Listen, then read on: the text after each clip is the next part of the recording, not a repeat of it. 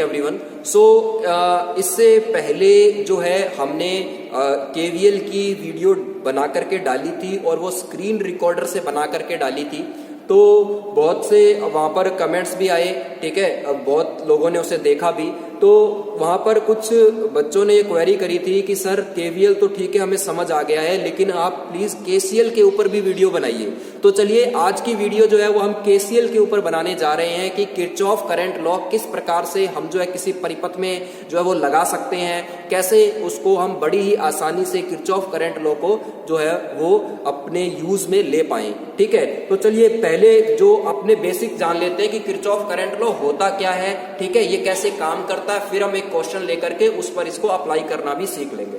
तो देखिए Kirchhoff current law की अगर अपने बात करें तो देख नॉर्मल सी बात है, आप जैसे समझिए पानी होता है ना, जैसे कितना पानी पीछे से आया, जितना पानी पीछे से आ रहा है उतना ही आगे जाएगा, ऑब्वियस सी बात है। तो वैसे ही यहाँ पर जो है किरचॉफ करंट लॉ भी काम करता है। किरचॉफ करंट लॉ जो होता है वो किसी जंक्शन पर या किसी नोड पर काम करता है, जंक्शन पर, नोड पर, यानी दो तारें यहाँ पर आपस में आकर के जहां मिलेंगी उस बिंदु पर, उस जंक्शन पॉइंट पर ही आपका केसीएल जो है वो काम करता है। ठीक है, वहीं पर केवीएल जब हमने देखा था तो वहां पर देखा था कि केवीएल तो एक लूप में काम करता था, ठीक है, लेकिन यहाँ पर क्या है, कोई लूप जो है वो नहीं होता, जैसे एक नोड होता है, एक जंक्शन पॉइंट होता है, ठीक है, तारों का संयोजन बिंदु आप कह लीजिए, वो होता है जहां पर जो है हम केसीएल को अप्लाई करते हैं, लगाते हैं। तो जैसे एक उदाहरण है, बहुत बेसिक सा उदाहरण है, आपने बहुत जगह पढ़ा भी होगा, मैं वही चित्र बनाता हूं पहले।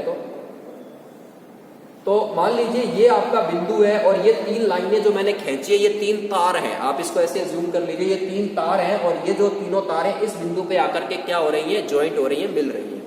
तो अब क्या है, यहां से आगे जो है वो धारा जा रही है। मान लीजिए यहाँ पर करंट, इसमें इनकमिंग करंट है, यानी इसके अंदर जो यहाँ पर पीछे से करंट आ रहा है वो आई करंट आ रहा है, और आगे ये दो हिस्सों में बट गया, I1 और I2, ये सब हम अज्यूम कर रहे हैं, ठीक है। तो ये I1 और I2 दो हिस्सों में बट गया। तो केसीएल क्या हमेशा इस प्रकार के जंक्शन पर लगता है, एक बिंदु पर लगता है जहां पर क्या होता है कि एक से अधिक तार आकर के जुड़े। तो ये हमें याद रखना है, किसी नोड पर या किसी बिंदु पर, जैसा ऐसा जंक्शन बिंदु, संयोजन बिंदु हिंदी में कह देते हैं, तो वहां पर हमेशा केसीएल लगेगा। तो केसीएल की अगर मैं बात करूं, केसीएल जिसको किरचॉफ करंट लॉ भी कह देते हो आप, तो यहां पर क्या होता है, आपको ये इसने कुछ नहीं कहा था, साइंटिस्ट ने बस इतना ही बोला कि कुल टोटल इनकमिंग करंट जितना भी होगा, टोटल इनकमिंग करंट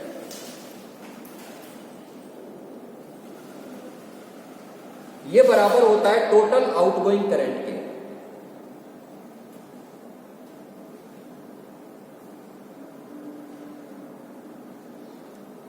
ठीक है, तो टोटल इनकमिंग करंट जितना भी करंट है वो इनकमिंग यानी अंदर आ रहा है, पीछे से आ रहा है, पीछे से जितना भी करंट आ रहा है वो आगे जाने वाले सभी करंट के योग के बराबर होगा। तो ये आपके पास केसीएल था, टोटल इनकमिंग करंट मतलब पीछे से कितना करंट आ रहा है, कुल कितना करंट आ रहा है, और टोटल आउटगोइंग करंट यानी आगे कितना करंट जा रहा है। तो ये जो आपके पास में नियम है, ये जो आपका लॉ है, यही लॉ है आपका केसीएल यानी कि किरचॉफ करंट लॉ। ठीक है, तो इसके लिए अगर मैं केसीएल की समीकरण लिखना चाहूं तो कैसे लिखूंगा, देखिए इस बिंदु पर आप खड़े हो फॉर एग्जांपल, ठीक है ना, ये रहे आप इस बिंदु पर आप खड़े हो और यहां से पीछे से मान लीजिए जो आई करंट आ रहा है, तो आपके पास करंट कितना आया, आई आया, और कोई करंट इनकमिंग में आ रहा है, नहीं आ रहा। इनकमिंग में तो अकेला एक ही करंट है, आई इस चित्र में अगर आप देखो तो इनकमिंग में तो एक ही करंट है, और ये हमें क्या कह रहा था, टोटल इनकमिंग करंट, तो यहाँ पर एक ही करंट है तो आई लिख दिया मैंने। फिर आता है बराबर का निशान, तो मैंने बराबर का निशान लगा लिया। फिर आपके पास में क्या है, outgoing current, total outgoing current कितना बाहर जा रहा है, तो बाहर कितना जा रहा है, देखो एक तो I1 जा रहा है, एक I2 जा रहा है, तो इसका मतलब क्या हो गया, I1 प्लस I2। तो आपके पास इसका इस चित्र के अनुसार जो केसीएल का सूत्र क्या बन गया, I बराबर I1 प्लस I2। ठीक है, तो अब इसको रटना नहीं है कि भाई ये सूत्र जो है इसी यही सब जगह काम करेगा, ऐसा कुछ नहीं होता है। केवीएल और केसीएल ये लॉ है और लॉ का कोई फॉर्मूला नहीं होता है, ये चीज आप ध्यान रखिएगा। लॉ जो होते हैं वो कंडीशनल बेस्ड होते हैं, ठीक है, तो यहाँ पर कुछ कंडीशन नहीं, यहाँ पर जो है वो बेसिक सी कंडीशन सेम है कि एक ही है कि आप नोड पर इसको लगाएंगे, एक संयोजन बिंदु पर लगाएंगे, ऐसे बिंदु पर जहां पर एक से अधिक तारें आकर के जुड़े। ठीक है, फिर वहां पर आपको क्या करना है, टोटल इनकमिंग करंट जितना आ रहा है, आने वाले सभी करंट को जोड़ लीजिए, आने वाली सारी विद्युत धारा को जोड़ दीजिए और उसको बराबर रख दीजिए जाने वाली सभी विद्युत धारा के योग के। बस आपका जो है केसीएल अप्लाई हो चुका। बस इतना सा केसीएल होता है, काफी आसान है, इसीलिए जो है वो हमने इसकी वीडियो भी शायद बाद में आ रही है, कुछ बच्चों ने कमेंट किया इसलिए हम दोबारा इस पर जो वीडियो बना रहे हैं। ठीक है, चलिए एक प्रॉब्लम ले लेते हैं और फिर इसको हल करने का ट्राई करते हैं। चित्र में दिए गए परिपथ में धारा के मान की गणना कीजिए, यानी करंट कैलकुलेट करके बताओ कि इसमें कितना है। तो देखो करंट कैलकुलेट करना होगा, जब धारा के मान की गणना करनी होगी तो जब मैं चित्र को देखता हूं तो मैं इसको कैसे हल कर सकता हूं। अगर मैं केसीएल की बात करूं तो यहां देखिए मैंने क्या कहा था आपसे कि आप जो है केसीएल को एक बिंदु, ऐसे बिंदु पर, एक ऐसे नोड पर लगा सकते हैं जहां पर एक से ज्यादा तारे आकर के जुड़े।